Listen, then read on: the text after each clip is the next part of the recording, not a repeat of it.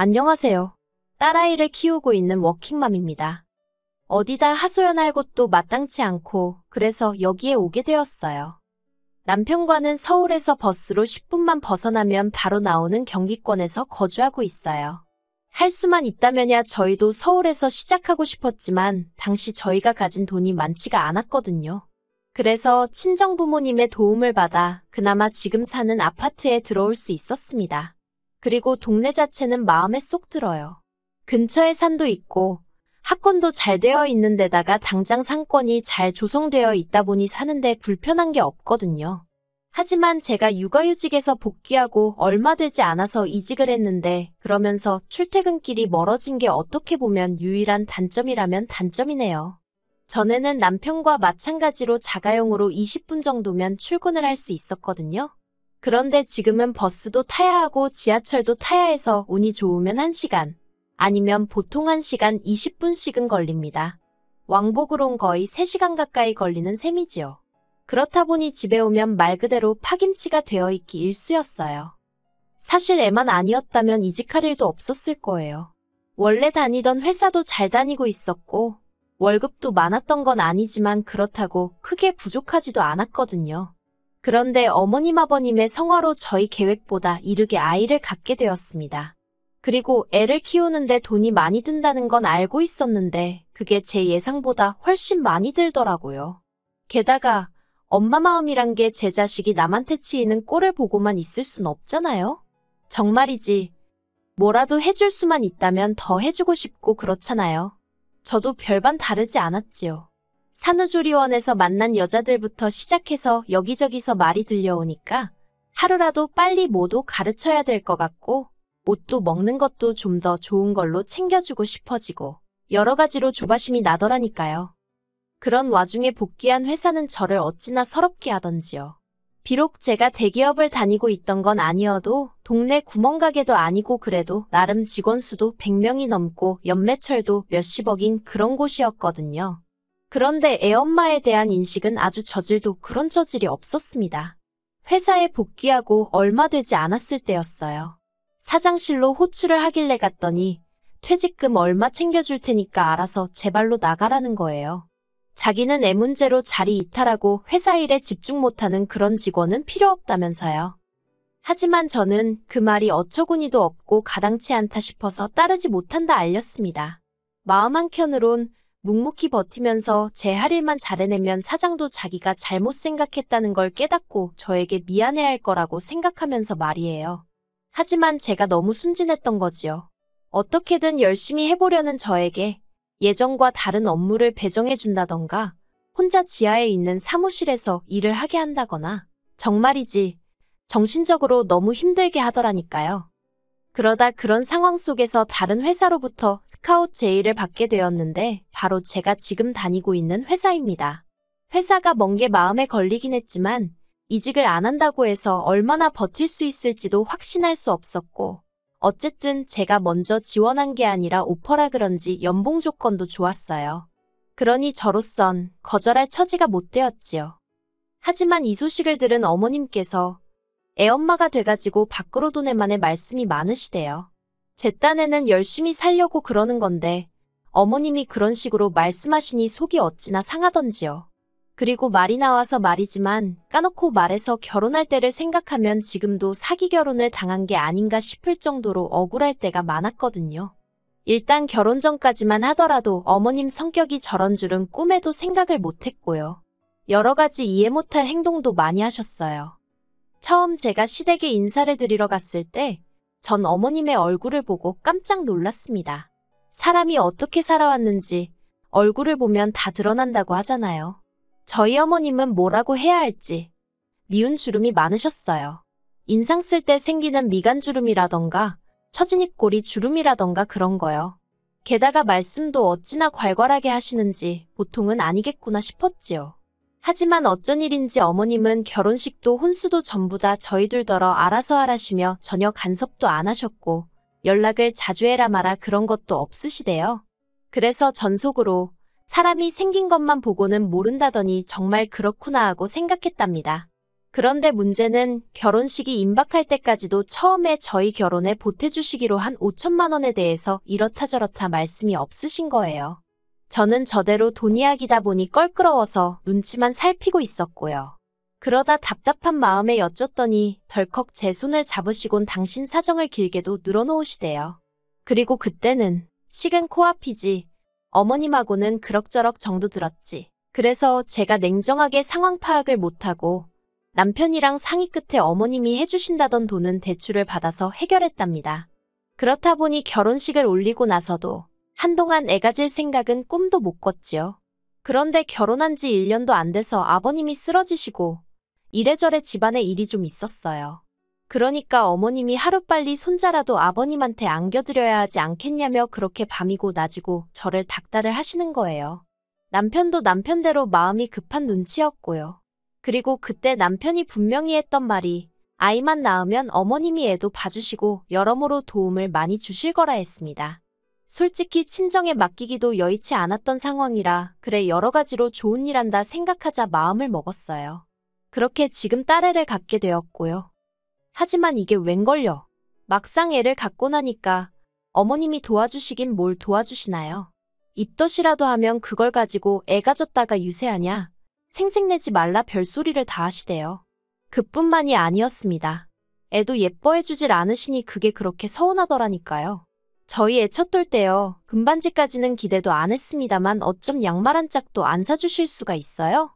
그러니 저라고 시댁에 돈을 쓰고 싶지가 않더라고요. 그런데 올해 초였습니다. 어머님이 집에서 밥이나 같이 먹게 오라고 해서 갔거든요. 그런데 신혼애도 와 있더라고요. 신혼은 남편보다 2살 어리고 저희 결혼한 다음 해에 결혼을 했어요. 애는 아직 없고요. 아무튼 그런 상황에서 어머님이 뜻밖의 이야기를 꺼내셨습니다. 어머님 아버님이랑 신혼애랑 합가를 하기로 했다는 거예요. 그래서 집을 리모델링을 해야 한다는데 그 돈을 저희더러 좀 보태라고 하시는 게 아니겠어요? 황당했지요. 보아하니 신혼애가 들어와서 산다고 하니까 리모델링 이야기가 나온 것 같은데 그걸 그러면 신혼애회가 보태야지 왜 저희가 보태나 싶어서요. 그리고 막말로 돈이 있어야 그것도 뭐 보태드리던지 하지 저희도 여유가 없이 빠듯했거든요. 그래서 어머님께 죄송하다 그럴 만한 돈이 없다고 일단은 그렇게 말씀을 드렸습니다. 그러자 어머님이 니들 얼마 전에 자동차 계약했다 하지 않았냐면서 그 이야기를 꺼내시는 거예요. 사실 남편이 타던 차는 남편이 직장에 들어가자마자 샀던 차라 10년도 더 된 차였고 제가 타던 차도 7년이 넘은 차였습니다. 그런데 이제 애를 데리고 어디라도 가려니까 이 차고 저 차고 불안해서 태울 수가 있어야 말이지요. 그래서 조금 무리한다 싶기는 했지만 가족용 SUV를 한 대 계약을 하긴 했었어요. 그런데 어머님이 저희더러 지들 차 살 돈은 있고 당신 리모델링비는 못 내주냐면서 얼마나 짜증을 내시던지. 신혼 남편도 있는 자리라서 제가 더 세게 나가지는 못했지만 저렇게 막무가내일 수가 있나 싶더라니까요. 그래도 결국은 어쨌든 돈이 없으니 리모델링비는 못 해드렸어요. 듣자 하니 신혼의 집 팔고 빚 갚고 얼마 남았던 모양이라 그 돈으로 하기로 했다더군요. 이건 여담이지만 신혼애가 어머님네 들어가서 살게 된 게 신우가 신혼 남편 몰래 동네 여자들한테 거짓말을 치고 돈을 빌려다 쓴 모양이래요. 남의 돈으로 주식도 하고 여행도 다니고 솔직히 신혼 남편이 정말 몰랐을까 싶기도 한데 아무튼 꼬리가 길면 밟힌다고 그러고 다니는 걸 신우한테 돈을 빌려준 몇몇 여자들이 수상쩍게 생각하곤 경찰에 신고를 했나 봅니다. 그래서 합의를 해야 하네 어쩌네 그러면서 일이 커져가지고 집까지 팔게 된 거지요. 그나마 집이라도 한 채 있었으니 망정이지. 그리고 저희 어머님도 대단하다 싶은 게 그런 와중에도 남는 돈으로 리모델링을 강행하시더라니까요. 그런데 리모델링을 시작할 무렵 어머님이 저희랑 상의도 없이 저희 집에 아버님이랑 오셨더라고요. 그리고는 공사기간 동안 가 있을 곳이 없으니 당연한 거 아니냐면서 저희 집에 한 달 정도 계시겠다는 게 아니겠어요? 어이가 없었지요. 어머님 댁에서 5분 남짓한 거리에 이모님 혼자 살고 계시거든요. 뭐 아버님 입장에서야 처제인 이모님보다는 아들 집이 편하셔서 그러실 수도 있지만 아무튼 여러 가지로 저도 날이 서더라고요. 그런데 이미 짐까지 싸들고 오신 분들한테 안 된다고 할 수도 없고 남편도 자기도 몰랐다면서 미안하다고 하대요. 그래서 유야무야 같이 지내게 되었습니다. 그리고 말해 뭐 하겠어요. 한 달이 1년처럼 길고 고역이었습니다. 어머님이 계신다고 저나 남편의 일상이 조금 편해지고 그런 게 전혀 없었어요. 저는 집에서 7시에는 나가야 제 시간에 출근을 할 수 있었는데 어머님이 아침을 차려달라고 하질 않으시나 화장실도 하나뿐인데 그걸 차지하고 안 나오시고 정말 일부러 저러시나 싶을 정도로 아침부터 사사건건 사람 환장하게 하시더라고요. 게다가 아이도 전혀 봐주시려 하지 않으셔서 남편이 등하원을 시키는 건 여전했습니다. 그래도 남편은 자기 부모님이라 그런지 어떻게든 이해하려 하는 눈치였지만 막말로 저는 피 한 방울 안 섞인 남이었으니 불편할수록 싫은 마음이 극에 달하더라니까요. 그래도 시간이 흘러서 어머님 아버님은 리모델링을 마친 집으로 들어가셨습니다. 이제 다 끝났다. 숨 좀 쉬겠구나. 그게 제 머릿속에 처음 든 생각이었어요. 그런데 끝이 아니더라고요. 지난주 초였어요. 어머님 아버님이 연락도 없이 저희 집에 또 오셨더라고요. 일단 집 안으로 모셨더니 어머님이 찬물 한 잔을 그대로 들이키시고는 다음 주쯤에 저희 집으로 이사를 오시겠다는 겁니다. 일단 작은 방이 비었지 않냐면서 거기서 당분간 생활을 하셔야겠다나요? 이게 무슨 상황인가 싶어서 갑자기 그게 무슨 말씀이시냐고 물었습니다. 그러자 어머님이 하시는 말씀이 신혼남편 쪽에서 난리가 났다는 거예요. 알고 보니 신혼애가 살던 아파트는 신혼남편이 해온 것이었는데 그걸 홀랑 팔아먹어가지고 그쪽 사돈들이 화가 단단히 났다나요? 게다가 대릴사위까지 하게 생겼다면서 이혼을 시킨 애만의 집안이 다 뒤집어졌던 거지요. 그러니 어쩌겠냐면서 당신 딸 이혼녀 안 만들려면 일단 당신 아파트를 신혼애한테 줘야 될 것 같다고. 그래서 당분간 저희랑 사셔야겠답니다. 제가 그건 말도 안 된다고 했어요. 신우가 사고를 쳐서 이 사단이 난 건데 왜 제가 피해를 봐야 하냐고요. 그러자 어머님께선 저더러 시부모랑 사는 게 피해를 보는 거냐면서 제 말꼬리를 잡고 늘어지셨습니다. 저더러 그렇게 안 봤는데 아주 못돼 처먹었다면서 가족끼리 서로 돕는 거지. 너는 그런 것도 안 배웠냐고요. 저라고 할 말이 없었겠어요? 어머님은 저희 뭐 도와주셨냐고 물었습니다. 하다못해 저희 집에 계시는 동안 저희의 등하원 한 번 안 해주시고 애 옷 한 번 갈아입혀 주신 적 없지 않냐고요.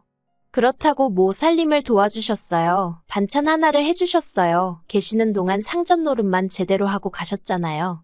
그런데 어떤 며느리가 좋다고 합가를 한다 들겠냐고 아주 생각나는 대로 막 따지고 들었네요. 그러자 옆에 있던 남편이 말이 너무 심한 거 아니냐며 저를 막더라고요. 솔직히 남편이라도 확실히 제 편을 들어줬다면 제가 그래도 화가 그렇게까지 나진 않았을 것 같아요. 그런데 남편이 저를 가로막는 순간 왜 시쳇말로 눈 돌아간다고 하잖아요. 제가 딱 그랬습니다. 남편더러 그러면 당신 혼자서 모시고 살든 말든 알아서 하라고요. 사위나 그쪽 사돈은 무섭고 나는 뭐 밟으면 찍소리도 못하고 납작 엎드릴 줄 알았냐고 내가 호구냐고 소리를 질렀지요.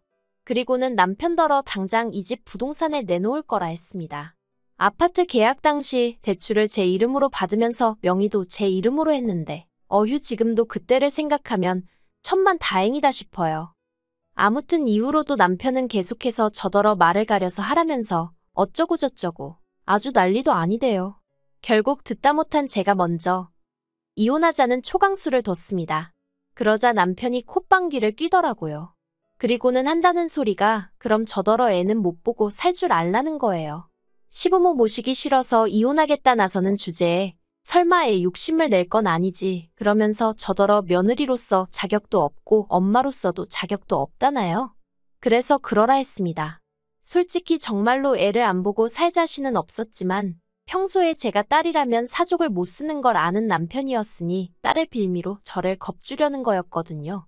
그리고 제가 보인 뜻밖의 반응에 아니나 다를까 남편이 꽤나 당황한 눈치였습니다. 저는 남편에게 양육권이고 친권이고 당신이 다 가지고 어머님 아버님 잘 모시고 자식 노릇하며 살라 했어요. 나는 대신 이 집만 있으면 된다고요. 그러자 어머님도 이게 아닌데 싶으셨는지 한 발 물러나시면서 딸이고 아들이고 다 이혼하게 생겼다며 나오지도 않는 눈물을 쥐어짜시더라니까요. 저는 남편에게 어머님과 나 둘 중 하나를 선택해라 그런 소리는 안 하겠다 했습니다. 대신 어머님을 바라보고는 어머님께 신혼애한테 생긴 문제는 그쪽에서 알아서 해결하게 하시고 어머님은 어머님 집이나 잘 지키시라 했어요. 그렇게 하셔야 어머님 아들도 잘 살 수 있는 거라면서 아들 며느리가 호구가 아니라는 것 좀 알아달라 했지요. 그러자 남편도 제 말에 수긍을 하며 어머님께 별 수 없지 않느냐고 걔들 문제는 걔들더러 알아서 하라고 해. 그러대요. 그렇게 일단은 저희 집에 평화가 찾아오긴 했어요. 솔직히 얼마나 갈지는 두고 봐야 알겠지만요. 남편도 자기가 장남이다 보니 어머님 아버님을 챙겨야겠다는 생각이 들어서 순간 자기가 저에게 말을 심하게 했다며 미안하다 사과해왔습니다. 하지만 말이라는 게 한번 엎어지면 주워 담을 수 없다고 제가 받은 충격과 상처가 한 번에 괜찮아지진 않더라고요. 그래서 지금 남편이 무척 꼴보기 싫은 상황이긴 하네요. 그래도 뭐, 애 아빠고 그동안 저에게 잘해왔으니 한 번 더 기회를 줄 생각입니다. 어머님은 이후로 저에게 연락은 따로 안 해오고 계세요. 그리고 신혼에는 별거를 시작했다대요. 신우 남편은 자기 본가로 갔고 신우는 신우대로 어머님 아버님하고 지내고 있어요. 그래서 신우가 저나 저희 남편을 원망하는 눈치긴 한데 그거야 뭐 솔직히 그러던지 말던지 관심은 없습니다. 저는 제 가정이 소중하지 신우 가정까지 챙겨줄 여력도 없고 능력도 안 되거든요. 어떻게 끝내야 할지 모르겠습니다만 제가 하고 싶은 말은 가끔은 생각보다 더 세게 나가야 원하는 바를 얻을 수 있는 것 같다는 거예요. 앞으로도 어머님의 억지에 휘둘리지 않고 제 가정을 지키며 살아가 보겠습니다.